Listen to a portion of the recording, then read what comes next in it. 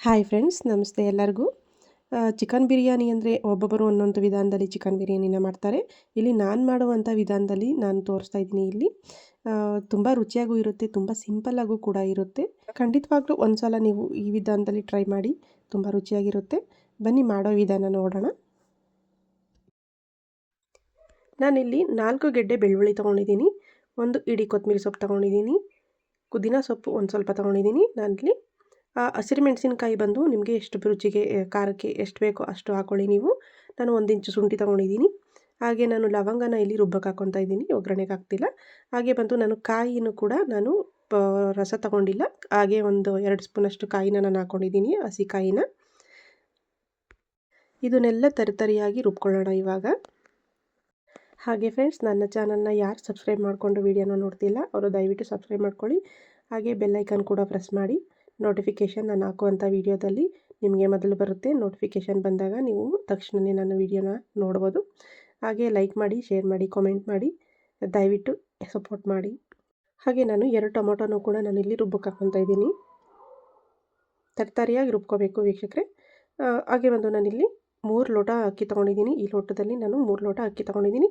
ಇಷ್ಟು ಅಳತೆಯಲ್ಲಿ ನಾವು 6 ರಿಂದ 7 ಜನ ಊಟ ಮಾಡ್ಬೋದು. ಹಾಗೆ ಬಂದು ನಾನಿಲ್ಲಿ 10 ಸ್ಪೂನು ಆಯಿಲ್ ತೊಗೊಂಡಿದ್ದೀನಿ. ನೀವು ಅಡುಗೆಗೆ ಬಳಸುವಂಥ ಯಾವ ಆಯಿಲ್ ಆದರೂ ತೊಗೋಬೋದು. ಒಗ್ಗರಣೆ ಬಿರಿಯಾನಿಗೆ ತುಂಬ ಇಂಪಾರ್ಟೆಂಟು ವೀಕ್ಷಕರೇ. ನಾನು ಇಲ್ಲಿ ಗೋಡಂಬಿ ತೊಗೊಂಡಿದ್ದೀನಿ, ಒಂದು 10 ರಿಂದ 15.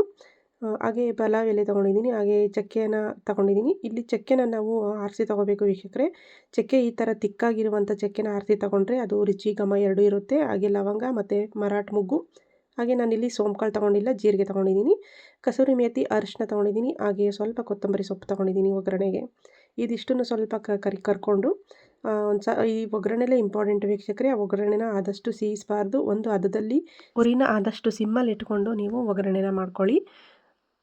ಈ ರೀತಿ ನೀಟಾಗಿ ಒಗ್ಗರಣೆ ಮಾಡ್ಕೊಂಡಾದ ತಕ್ಷಣ ನಾನಿಲ್ಲಿ ಒಂದು 4 ಈರುಳ್ಳಿನ, ಮೀಡಿಯಮ್ ಸೈಜ್ 4 ಈರುಳ್ಳಿನ ನಾನಿಲ್ಲಿ ಉದ್ದುದ್ದಾಗಿ ಸ್ಲೈಸಾಗಿ ಕಟ್ ಮಾಡ್ಕೊಂಡಿದ್ದೀನಿ ನನ್ನ ವೀಕ್ಷಕರೇ. ಆ ಈರುಳ್ಳಿ ಎಲ್ಲ ಚೆನ್ನಾಗಿ ರೋಸ್ಟ್ ಆಗೋವರೆಗೂ ವೆಯ್ಟ್ ಮಾಡಿ. ಆ ನಂತರ ನಾನಿಲ್ಲಿ ಚಿಕನ್ನ ತೊಗೊಂಡಿದ್ದೀನಿ. ಚಿಕನ್ನ ಬಿರಿಯಾನಿಗೆ ಆರಿಸ್ಕೊಳ್ಳೋದ್ರಲ್ಲೂ ಇರುತ್ತೆ. ಚಿಕನ್ ಏನಿದ್ರು 1.5 kg ಕೋಳಿ ಇದ್ದರೆ ಮಾತ್ರ ಅದು ಚಿಕನ್ ಬಿರಿಯಾನಿಗೆ ಟೇಸ್ಟ್ ಚೆನ್ನಾಗಿ ಕೊಡೋದು. ಅದರಿಂದ ಮೇಲೆ ಇದ್ದರೆ ನಮಗೆ ಅಷ್ಟೊಂದು ರುಚಿ ಕೊಡಲ್ಲ ಚಿಕನ್ನು. ಆದ್ದರಿಂದ ನಾವು 1.5 kg ಅಷ್ಟರಲ್ಲೇ ಇರುವಂಥದ್ದನ್ನ ನಾವು ಆರಿಸಿ ಚಿಕನ್ನ ಕಟ್ ಮಾಡಿಸ್ಬೇಕು ವೀಕ್ಷಕರೇ. ಈ ಥರ ರೋಸ್ಟ್ ಮಾಡ್ಕೊಳ್ಳಿ.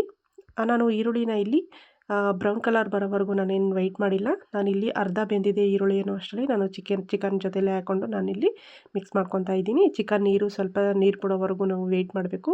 ಹಾಗೆ ಇಲ್ಲಿ ರುಚಿಗೆ ತಕ್ಕಷ್ಟು ಉಪ್ಪು ಹಾಕ್ಕೊಳ್ಳಿ. ನಿಮ್ಮ ಅಳತೆ ನೋಡಿ ಉಪ್ಪು ಹಾಕ್ಕೊಳ್ಳಿ ನೀವು. ಆನಂತರ ನಾವು ಬೇಕಾದರೆ ನಾವು ನೀರೆಲ್ಲ ಹಾಕ್ಕೊಂಡಾದ್ಮೇಲೆ ಆನಂತರ ನಿಮಗೆ ಉಪ್ಪೇನಾದರೂ ಹಾಕಬೇಕು ಇನ್ನೂ ಅನಿಸಿದ್ರೆ ಬೇಕಾದ್ರೆ ಹಾಕ್ಕೋಬೋದು. ನೋಡಿ ಇವಾಗ ಚಿಕನ್ ಎಷ್ಟು ಚೆನ್ನಾಗಿ ನೀರು ಬಿಟ್ಟಿದೆ ಅಂತ. ಚಿಕನ್ ಬೆಂದಿದೆಯಾ ನೋಡ್ಕೊಳ್ಳಿ ಇವಾಗ. ಈ ಟೈಮಲ್ಲಿ ನಾನು ಅಕ್ಕಿನ ತೊಳೆದಿಟ್ಕೊತೀನಿ.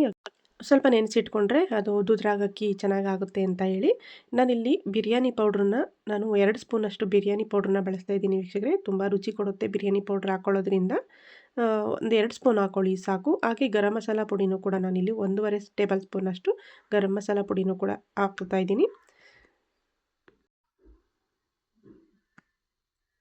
1.5 ಟೇಬಲ್ ಸ್ಪೂನಷ್ಟು ಸಾಕು ವೀಕ್ಷಕರೇ. ಜಾಸ್ತಿ ಮಸಾಲೆನೂ ಬೇಡ ಬಿರಿಯಾನಿಗೆ. ತುಂಬ ರುಚಿ ಕೊಡುತ್ತೆ ಮಸಾಲೆ ಕಡಿಮೆ ಇರೋದ್ರಿಂದ. ನಾವಿಲ್ಲಿ ಕಾಯಿ ಹಾಲನ್ನ ಮಾಡಿಕೊಂಡು ಕೂಡ ನಾವು ಕಾಯಿನ ರುಬ್ಬಿ ಹಾಲು ತೊಗೊಂಡು ಬೇಕಾದ್ರೆ ಹಾಕ್ಕೋಬೋದು ನೀವು. ನಾನಿಲ್ಲಿ ಹಾಗೆ ಹಾಕ್ತಾಯಿದ್ದೀನಿ. ನಾನಿಲ್ಲಿ ಸ್ವಲ್ಪ ಕ್ವಾಂಟಿಟಿಲಿ ಮಾಡ್ತಾ ಇರೋದ್ರಿಂದ ರುಚಿ ಚೆನ್ನಾಗಿರುತ್ತೆ ಅಂತೇಳಿ ನಾನು ಬರೀ ಒಂದು 2 ಸ್ಪೂನ್ ಹಾಕ್ಕೊಂಡಿದ್ದೀನಿ. ಹಾಗೆ ನಾನಿಲ್ಲಿ ರುಬ್ಕೊಂಡಿರೋವಂಥ ಮಸಾಲೆನೂ ಕೂಡ ನಾನು ಇವಾಗ ಅದು ಆ ಎಣ್ಣೆ ಬಿಡುವಷ್ಟರಲ್ಲಿ ನಾವು ಆ ಎಣ್ಣೆ ಬಿಟ್ಟಿದೆ ಎನ್ನುವಾಗ ನಾವು ರುಬ್ಕೊಂಡಿರೋ ಮಸಾಲೆನೂ ಕೂಡ ಹಾಕಿ ಮಿಕ್ಸ್ ಮಾಡ್ಕೋಬೇಕು. ಅದನ್ನು ಕೂಡ ಒಂದು 2 ರಿಂದ 3 ನಿಮಿಷ ಕುದಿ ಬರೋವರೆಗೂ ವೆಯ್ಟ್ ಮಾಡಬೇಕು. ಆ ನಂತರ ನಾವು ಇಲ್ಲಿ ಅಕ್ಕಿ ಸೇರಿಸ್ಕೊಳ್ಳೋಣ.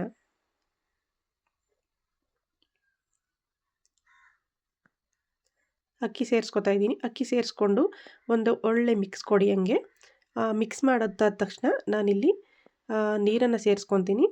ನೀರು ಅಳತೆಗೆ ಎಷ್ಟು ಹಾಕೋಬೇಕು ಅಂತಲೂ ಕೂಡ ನಾನಿಲ್ಲಿ ಹೇಳ್ತೀನಿ ನಾನು.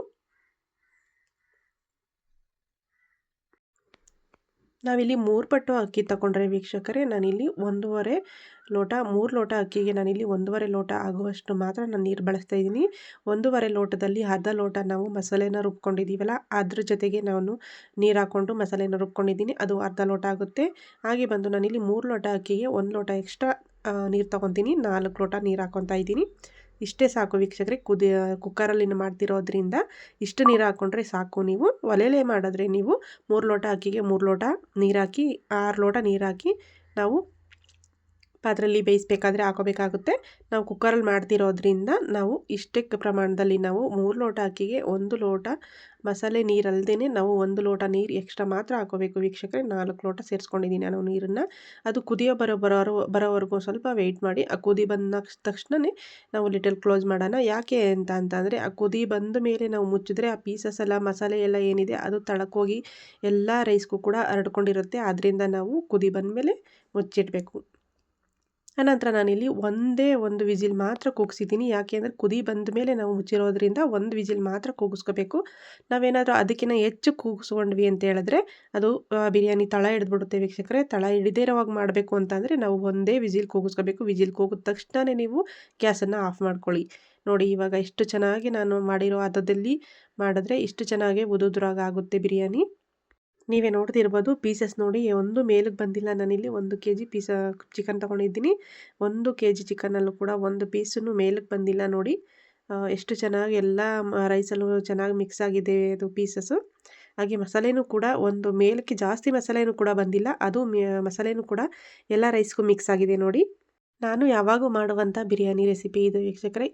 ಈ ರೀತಿ ನೀವು ಒಂದೊಮ್ಮೆ ಮಾಡಿ ನೋಡಿ, ತುಂಬ ರುಚಿಯಾಗಿರುತ್ತೆ. ಹಾಗೆ ನನ್ನ ಮಗನೂ ಕೂಡ ಇವತ್ತು ಮಾಡಿರುವಂಥ ಬಿರಿಯಾನಿನ ತುಂಬ ಇಷ್ಟಪಟ್ಟ.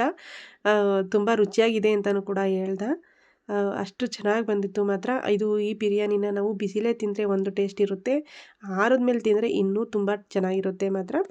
ಹಾಗೆ ನಾನು ಮಾಡಿರುವಂಥ ಬಿರಿಯಾನಿ ನಿಮ್ಮೆಲ್ಲರಿಗೂ ಇಷ್ಟ ಆಯಿತು ಅಂದ್ಕೊತೀನಿ. ಹಾಗೆ ಲೈಕ್ ಮಾಡಿ, ಶೇರ್ ಮಾಡಿ, ಕಾಮೆಂಟ್ ಮಾಡಿ, ಬೆಲ್ಲೈಕನ್ ಕೂಡ ಪ್ರೆಸ್ ಮಾಡಿ. ನಾನು ಹಾಕುವಂಥ ವಿಡಿಯೋ ನೋಟಿಫಿಕೇಷನ್ ನಿಮಗೆ ಮೊದಲೇ ಬರುತ್ತೆ. Thank you so much.